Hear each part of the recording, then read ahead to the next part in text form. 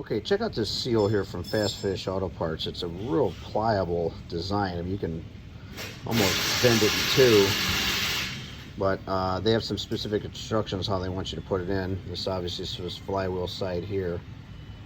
No, you can see it, but the lip is the same, looks to me. But interesting thing we're going to try here, see if we can get these 440s to stop leaking. Okay, I got the seal cut at the parting line.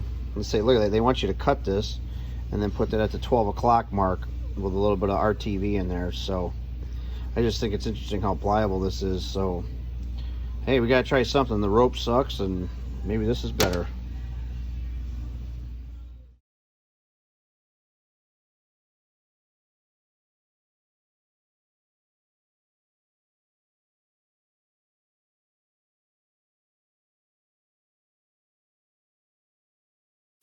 Okay, I've got our 440 here. We put that Fast Fish one-piece conversion, basically rear main seal in, and what I'm going to do is I'm going to check for a leak. So I fired up our high-pressure smoke machine here. All right, put her on the old turbo mode, and you see we got smoke. I put some hillbilly tape on here. See, I got smoke pouring out of there a little bit, and I'm running into the PCV valve. So I got the dipstick out of the oil pan. Guys, put the pan back on. You can see the smoke pouring out of there, see. So what I'm going to do is I am going to plug the dipstick port with my finger like that, and then we'll watch out the rear seal. See if there's any smoke or anything coming out of here.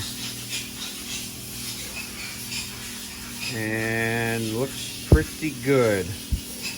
I tested it before I took it apart and it leaked. I did not video that, but this is a nice, cool way to verify if you've got a gaping hole someplace. So this is the first time I've used this style seal.